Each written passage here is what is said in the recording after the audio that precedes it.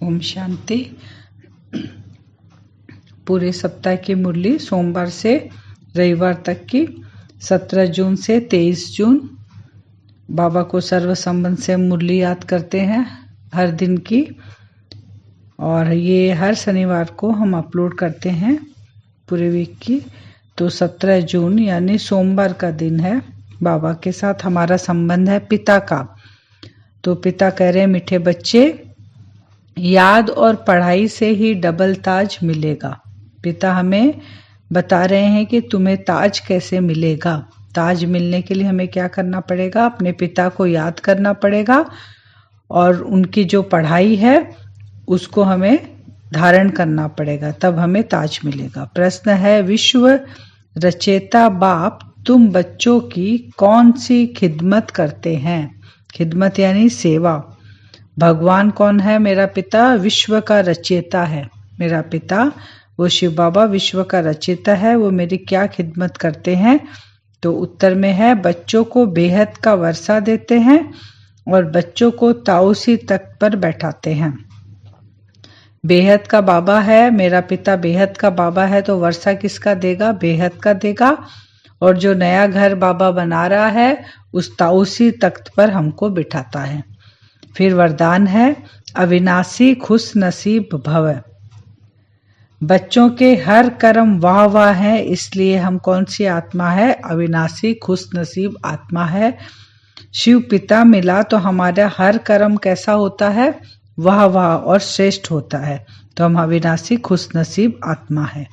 Slogan है कि जो संकल्प करते हो उसे अविनाशी गवर्नमेंट के स्टैंप लगा दो तो अटल रहेंगे। हम अटल कब कैसे रहेंगे? उसके लिए हमें क्या करना है? हमारा जो भी थॉट आता है, जो भी संकल्प आता है, वो स्टैंप लगाना पड़ेगा अविनाशी गवर्नमेंट के, तब हम अटल रहेंगे। तो 4 पॉइंट हमको मिला सोमवार को। पिता के संबंध है हमारा बाबा का पिता के साथ। पहला मिला कि पिता ने कहा याद और पढ़ाई से तुमको डबल ताज मिलेगा। दूसरा पॉइंट था कि बच्चों को बेहद का वर्षा बाबा देता है और ताउसी तख्त पर बिठाता है, ये दूसरा पॉइंट। तीसरा है अविनाशी खुश नसीब भव। चौथा पॉइंट था कि अटल हम कैसे रहेंगे? जब हर संकल्प पर अविनाशी गवर्नमेंट की स्टैंप लग जाएगी। ये 4 पॉइंट हमको सोमवार को मिला। फिर है मंगलवार को शिव बाबा के साथ माँ का संबंध है। तो माँ हमें कह रही है कि मीठे बच्चे, अवगुणों को निकालने का पूरा पुरुषार्थ करो। बच्चे में कोई कमी कमजोरी या अवगुण होता है तो माँ उसको समझाती है ना, धीरे धीरे समझाते समझाते उस बच्चे के अंदर से वो अवगुण को निकाल देती है। तो शिव माँ हमें कह रही है कि तुम्हारे अंदर जो अवगुण है, अवगुणों को निकालने का तुम्हें पूरा पुरुषार्थ करना चाहिए। प्रश्न है, गुणवान बनने के लिए कौन सी पहली श्रीमत मिली है? हम गुणवान कैसे बनेंगे? उसकी श्रीमत क्या है? किसी के देह को भी मत देखो। कोई भी एक्टिविटी ऐसी न हो जिससे बाप का नाम बदनाम हो। माँ हमें बता रही है कि तुमको तुम्हारे अंदर से जो अवगुण है उसको निकालने के लिए क्या करना पड़ेगा? किसी के देह को तुमको नहीं देखना है और ऐसी एक्टिविटी हम नहीं करें जिससे हमारे पिता का नाम बदनाम हो या कलंक लगे। ये माँ हमें बता रही है। फिर वरदान है मंगलवार का ही, निस्वार्थ सेवाधारी भव।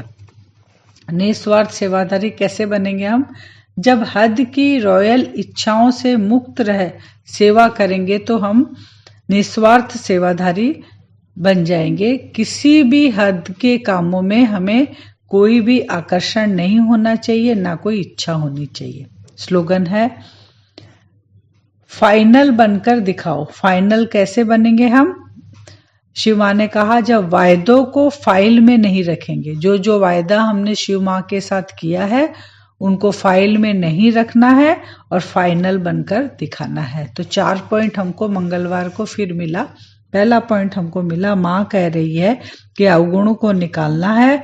इसके लिए क्या करना पड़ेगा? किसी देह को नहीं देखना है और कोई ऐसा एक्टिविटी नहीं करना है जिससे पिता के नाम पर कलंक लगे। तीसरा पॉइंट निस्वार्थ सेवाधारी भव है।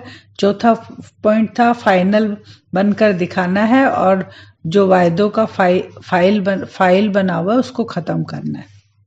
फिर बुधवार का दिन टीचर का संबंध है शिव पिता के साथ। शिव पिता टीचर बनकर आता है बुधवार को। उस रीति से हम जब एक एक पॉइंट्स याद रखेंगे तो मुरली हमें पूरी याद रह जाएगी। इसको करने के लिए आप एक दो बार खुद सुनो और सुनने के बाद खुद पॉइंट्स निकाल के आप ऐसे कर सकते हैं। तो बुधवार को टीचर हमें कह रहे हैं, मीठे बच्चे, सबसे मूल सेवा बाप की याद में रहना और दूसरों को याद दिलाना है। टीचर क्या करते हैं, पढ़ाई पढ़ाते हैं ना, तो टीचर पढ़ाई में हमको क्या बता रहे हैं, मूल बात कि तुमको क्या करना है, बाप को याद रखना है और दूसरों को भी बाप की याद दिलानी है। ये टीचर हमको बुधवार को कह रहे हैं, होमवर्क दे रहे हैं।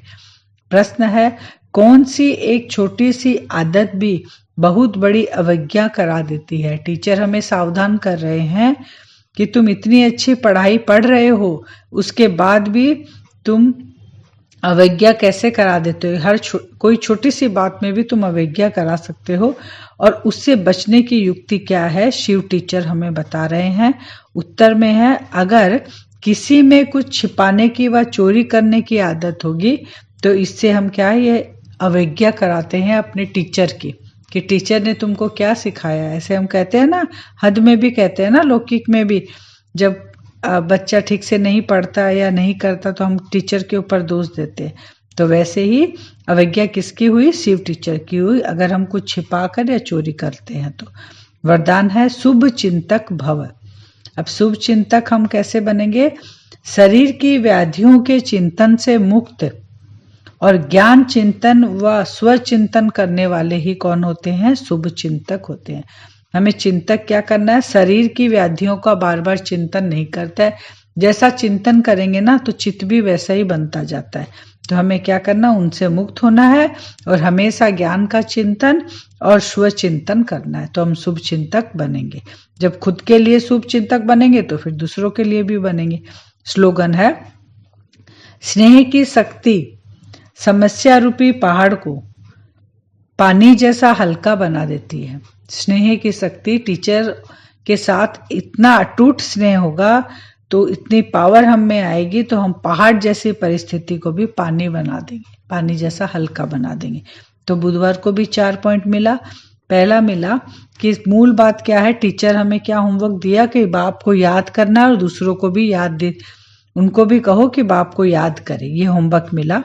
दूसरा पॉइंट हमें था कि कौन सी छोटी सी चीज से भी हम अवज्ञा कराते हैं, वो है चोरी करना या कुछ छिपाकर उठा लेना। तीसरा पॉइंट था शुभ चिंतक भव। शुभ चिंतक कैसे बनेंगे, जब ज्ञान का चिंतन और स्व का चिंतन करेंगे। चौथा पॉइंट हमारा था कि पहाड़, स्नेह में ऐसी शक्ति है जो पहाड़ जैसी परिस्थिति को या समस्या को भी पानी जैसा हल्का बना देती है। फिर गया बृहस्पतिवार का दिन, सतगुरु। उस दिन बाबा के साथ मेरा संबंध रहता है सतगुरु का। अब सतगुरु हमें क्या कह रहे हैं, मीठे बच्चे, अब चने मुट्ठी के पीछे अपना समय बर्बाद नहीं करो। सतगुरु किस लिए आया है, सतगुरु हमें वरदानों से भरपूर करने आया है, और सतगुरु हमें कहता है कि मैं तुम्हें साथ लेकर जाऊंगा।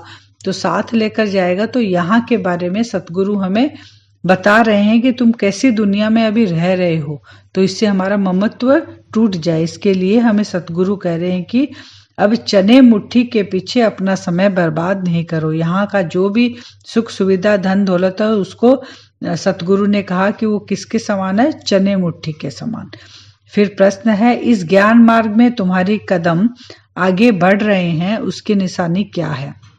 सतगुरु हमें बता रहे हैं कि ज्ञान मार्ग में तुम बढ़ रहे हो, कुछ तो ऐसी निशानी होनी चाहिए ना जिससे हमको पता चले कि हाँ, हम सतगुरु जैसा डायरेक्शन हमको दे रहे हैं, उनके साथ हम जा रहे हैं, तो मेरे में क्या क्या निशानियां मुझे दिखनी चाहिए। तो उत्तर में है क्या क्या निशानी है। एक तो जब भी हम सतगुरु को याद करने बैठते हैं उस समय हमारी बुद्धि नहीं भटके, व्यर्थ ख्यालात उस समय नहीं आए, बुद्धि एकाग्र रहे, हमें झुटका नहीं आए, उबासी नहीं आए, ये सब है।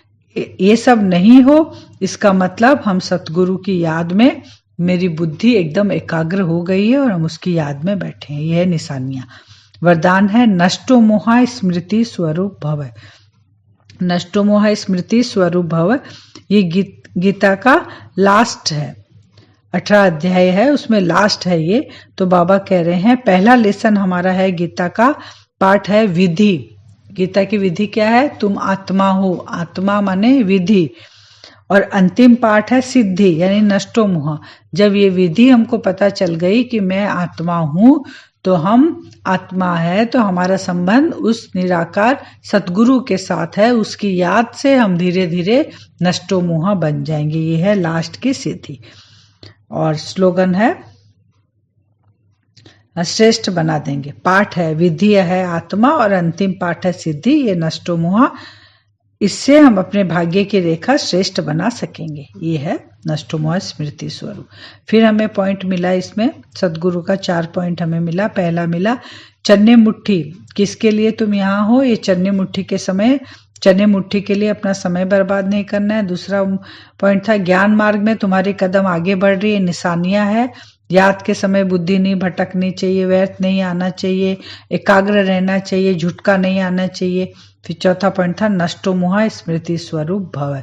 पाठ, पहला पाठ है आत्मा का जो है विधि, अंतिम पाठ है सिद्धि यानी नष्टो मोह। इससे हमारा भाग्य श्रेष्ठ बनेगा। फिर है शुक्रवार का दिन, उस दिन बाबा के साथ मेरा संबंध रहता है दोस्त का। तो बाबा कह रहे मीठे बच्चे, देवता बनने के पहले तुम्हें ब्राह्मण जरूर बनना है। फ्रेंड हमारा क्या कह रहा है? उस फ्रेंड के साथ अगर हमें दोस्ती करनी है तो उसके लिए हमें क्या करना पड़ेगा? पहले हमें ब्राह्मण बनना पड़ेगा, वो भी सच्चा सच्चा ब्राह्मण।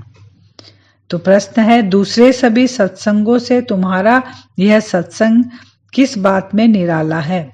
क्योंकि हमारा दोस्त भी निराला है, दोस्त की बातें भी, नॉलेज भी, दोस्त का रूप भी, सब कुछ निराला है जो इन आंखों से दिखाई नहीं देता है। तो ये सत्संग भी निराला है क्योंकि यहाँ सब कुछ गुप्त है, ना दोस्त दिखाई देता है, ना दोस्त जिसको पढ़ा रहा है वो आत्मा दिखाई देती है। इसलिए खुदा दोस्त कह रहे हैं कि तुम्हारा ये सत्संग निराला है बाकी सत्संगों से। तो दूसरे सत्संगों में एम ऑब्जेक्ट नहीं होती है, यहाँ सत्संग में एम ऑब्जेक्ट है। हम सच्चे सच्चे ब्राह्मण बनेंगे तो भविष्य में जाके देवता बनेंगे, ये खुदा दोस्त हमें बता रहे हैं। फिर वरदान है निरंतर योगी भव। निरंतर योगी हम कैसे बन सकते हैं? खुदा दोस्त कह रहे हैं कि निरंतर योगी अर्थात स्वराज्य अधिकारी बनने का विशेष साधन मन और बुद्धि है। निरंतर योगी कैसे बनेंगे? जब हम मन और बुद्धि को कंट्रोल कर पाएंगे, जैसा चाहेंगे वैसा ही मन और बुद्धि कार्य करेंगे, तब हम निरंतर योगी बनेंगे। स्लोगन है मास्टर विश्व शिक्षक बनो, समय को शिक्षक नहीं बनो। हमें कौन सा शिक्षक बनना है? विश्व के शिक्षक बनना है, समय को अपना शिक्षक नहीं बनाना है। समय के पहले हमको तैयार होना है। तो खुदा दोस्त ने हमें क्या बताया कि देवता बनने के पहले तुम्हें सच्चा सच्चा ब्राह्मण बनना है, सच्चा सच्चा फ्रेंड बनना है। फिर दूसरा है कि कौन से सत्संगों में एम ऑब्जेक्ट नहीं होती है, दूसरे सत्संगों में एम ऑब्जेक्ट नहीं होती, यहाँ एम ऑब्जेक्ट है। तीसरा है निरंतर योगी भव है। चौथा है तुमको शिक्षक बनना है, मास्टर विश्व शिक्षक बनना है, समय को शिक्षक नहीं बनाना। ये हमारा फ्राइडे तक का हुआ। शनिवार को शिव बाबा के साथ मेरा संबंध रहता है साजन का, शनिवार को। तो साजन हमें क्या डायरेक्शन दे रहे हैं शनिवार को? मीठे बच्चे, यहाँ तुम बदलने के लिए आए हो। अगर हम बदली नहीं होंगे, अपने आप को चेंज नहीं करेंगे, तो हम उस साजन के साथ नहीं जा सकते हैं। शिव की बारात कहते हैं ना, तो शिव कैसा है? बिंदु स्वरूप है। जब आत्मा हम भी बिंदु स्वरूप बनेंगे, अशरीरीपन का अभ्यास करेंगे, तभी हम उनके साथ जा सकते हैं। तो साजन कहते हैं यहाँ तुम बदलने के लिए आए हो। क्या समझने आए हो? इस शरीर को भूल मैं आत्मा हूं, यह समझना, तब हम उनके साथ जा सकेंगे। फिर प्रश्न है तुम बच्चे कौन सी पढ़ाई बाप से ही पढ़ते हो, दूसरा कोई पढ़ा नहीं सकता है। मनुष्य से देवता बनने की पढ़ाई, और हम जो अभी अपवित्र बने हैं, अपवित्र से पवित्र बनने का जो तरीका है कैसे बनेंगे, ये सिवाय साजन के और हमें कोई भी नहीं समझा सकता, शिव साजन के। फिर वरदान है न्यारे और प्यारे भव। न्यारे और प्यारे कैसे बनेंगे हम? कमल फूल, कमल पुष्प का जो सिंबल है बुद्धि में रख, अपने को सैंपल समझने वाले ही न्यारे और प्यारे हैं। न्यारे और प्यारे कैसे रहेंगे? कमल पुष्प क्या है? हमारी निशानी है कि घर गृहस्थी में रहते हुए हमें शिव बाबा का, माने इस गृहस्थी से न्यारे और शिव बाबा का प्यारा बन के रहना। तो उस जो सिंबल है उसको हम अपना सैंपल बना के और न्यारे और प्यारे रहेंगे। कमल पुष्प का स्लोगन है माया कब नहीं आ सकती अंदर, जब स्नेह की छत्र छाया के अंदर हम रहेंगे उस साजन की, तो माया अंदर नहीं आ सकती है। तो 4 पॉइंट हमको मिला शनिवार को। पहला पॉइंट है कि तुम यहाँ बदलने के लिए आए हो। फिर दूसरा पॉइंट है कि तुम्हें इस पढ़ाई से तुम क्या बनते हो, मनुष्य से देवता और अपवित्र से पवित्र बनने का तरीका पता चलता है। तीसरा पॉइंट है न्यारे और प्यारे भाव, कमल पुष्प समान, और स्लोगन था कि माया कब अंदर नहीं आएगी, जब स्नेह की छत्र छाया में हम रहेंगे। और रविवार को हमारा संबंध रहता है बाबा के साथ बच्चे का। तो रविवार की मुरली में हम जैसे बच्चे को समझाते हैं ना कि तुमको ये चीज सीखना चाहिए, पढ़ाई करना चाहिए, ये सीखने के बाद तुमको ये अनुभव करना चाहिए, प्रैक्टिस करना चाहिए, उसको अपने कार्य में लगाना चाहिए। तुम पढ़ाई पढ़ रहे हो तो उसको रोज का रोज कैसे उसको उस एक्टिविटी को अपने धारण करना चाहिए। हम बच्चों को समझाते हैं ना सारा चीज। तो ये मुरली पूरी संडे की वही है, शिव बाबा मेरा बच्चा है। तो मुरली है निर्माण और निर्माण के बैलेंस से दुआ का खाता जमा करो। तो बाबा कह रहे हैं, माने शिव बच्चा कह रहे हैं कि होली हंस जो है, होली हंस दिखाई दे रहे हैं। जब सभा में सब बैठे थे तो होली हंसों की सभा देख रहा है शिव बच्चा। होली हंस की विशेषता को अच्छी तरह से हम जानते हैं कि होली हंस क्या करता है। होली हंस अच्छाई को माने ले लेता है, धारण कर लेता है, बुराई को छोड़ देता है। तो होली हंस मतलब स्वच्छ और साफ दिल जिसकी होगी वो होली हंस होगा। ऐसे होली हंस की स्वच्छ और साफ दिल होने के कारण हर शुभ आशाएं सहज पूर्ण होती है। जो होली हंस होगा उसकी आस भी पूर्ण होगी क्योंकि वो स्वच्छ है, मन उसका, दिल उसका स्वच्छ है। बाप दादा को सबसे प्रिय, सबसे समीप, साफ दिल वाले प्यारे लगते हैं। कौन से बच्चे प्यारे लगते हैं बाप दादा को? बच्चे का संबंध है। हम जैसे बच्चों को समझाते हैं वैसे ही शिव बच्चा हमें समझा रहा है कि दिल अगर साफ होगी तो तुम कैसे प्रिय होगे। तो साफ दिल सदा बाप दादा के दिल तख्त नसीन बनते हैं। जिसकी साफ दिल होगी वो दिल तख्त पर बैठेंगे। तो सरलता की निशानी है दिल, दिमाग, बोल एक समान। होली हंस क्या होते हैं? सरल होते हैं। तो उनकी निशानी क्या होता है? उनका दिल, दिमाग और बोल, जो संकल्प चल रहा है, जो दिल में चल रहा है, जो मन में चल रहा है, वही सेम ही बोल होगा, सब एक होता है, अलग नहीं होता है उनका। सरल स्वभाव वाले सदा निर्माण चित्त, निरहंकारी, निस्वार्थी होते हैं। सरल चित्त वाले स्वभाव वाले कैसे होंगे? निर्माण चित्त होंगे, सदा निरहंकारी होंगे और निस्वार्थ होंगे। फिर कैसे रूह रिहान करेंगे? दोनों कैसे एक दो में रूह रिहान करेंगे? यहाँ इस दुनिया में आप लोग मोनो एक्टिंग करते हो ना, तो रूह रिहान दोनों कैसे करेंगे? बाप दादा का रूह रिहान चल रहा था तो सूक्ष्म वतन में, तो शिव बच्चा हमें क्लियर करे कि वहां कैसे रूह रिहान चलती है आपस में। मोनो एक्टिंग करते हैं ना लोग, एक्शन से ऐसे समझाते हैं ना, तो ऊपर में सूक्ष्म वतन में भी वैसे ही आपस में बात चलती है। तो ब्रह्मा बाबा और शिव बाबा की बातें चल रही थी। तो ब्रह्मा बाबा पूछ रहे थे कि उमंग उत्साह से बोल रहे थे जल्दी से जल्दी हो कार्य, जल्दी से जल्दी परिवर्तन का कार्य हो। तो बाबा कह रहे थे, तो शिव बाप ने कहा ब्रह्मा बाप को कि विनाश व परिवर्तन करना तो एक ताली भी नहीं लगती और एक चुटकी बजाएंगे और परिवर्तन हो जाएगा। लेकिन फिर शिव बाबा कह रहे हैं कि मालाएं क्या तैयार हो गई? अभी तक तो आधी माला ही तैयार हुई है और आधी माला में सब अटके हुए हैं, तो पूरी माला कब तक तैयार होगी? ये शिव बाबा ब्रह्मा बाबा को पूछ रहे हैं। क्या थोड़ा थोड़ा कर रहे हो? कब तक ये कंप्लीट होगी?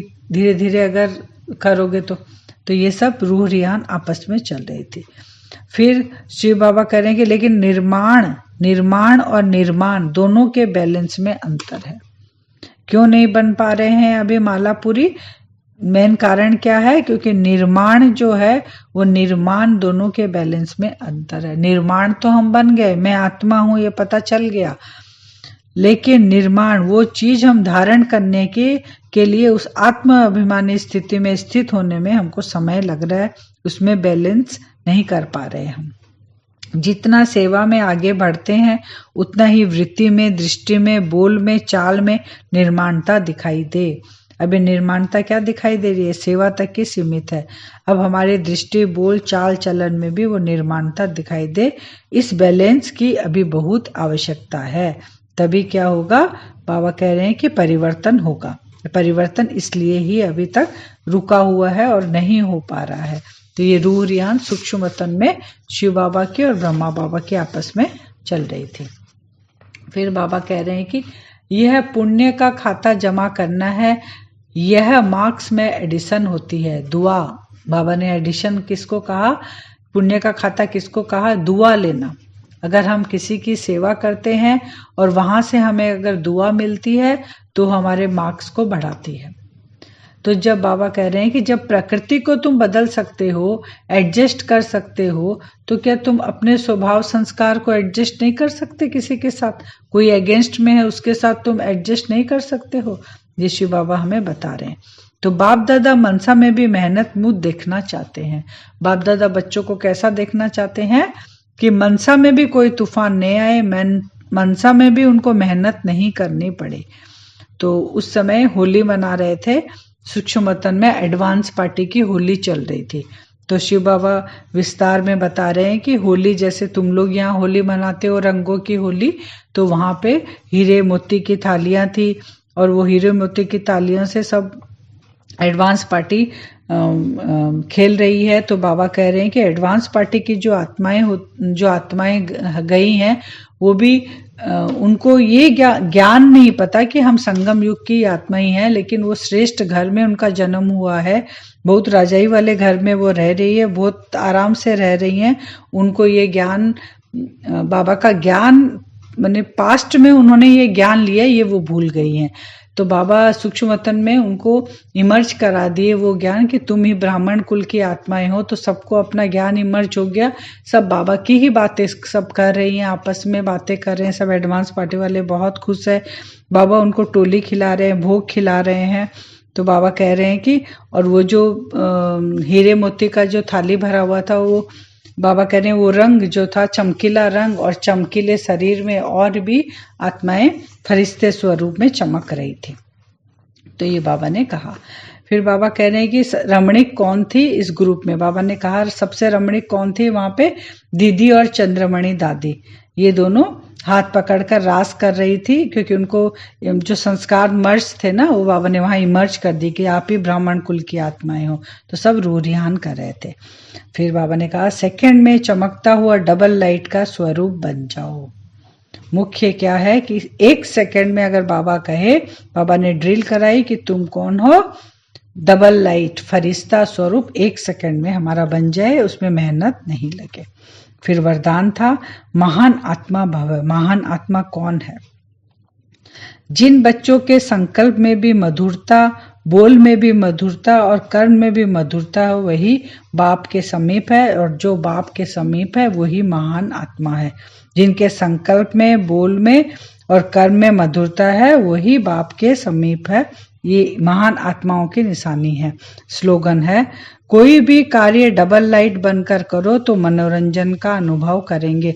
मनोरंजन का अनुभव कैसे करेंगे? बाबा कह रहे हैं कि जब अपने आप को डबल लाइट बनेंगे, डबल हल्का बनेंगे, तभी हर कार्य में मनोरंजन का अनुभव करेंगे। तो ये हमारे संडे तक की मुरली थी। और आप लोग अगर खुद से भी ऐसे 4 पॉइंट निकाल के अगर करोगे तो आपको मुरली याद रहेगी। तो आप लोग सुनने के बाद इसको शेयर जरूर कीजिएगा। ओम शांति।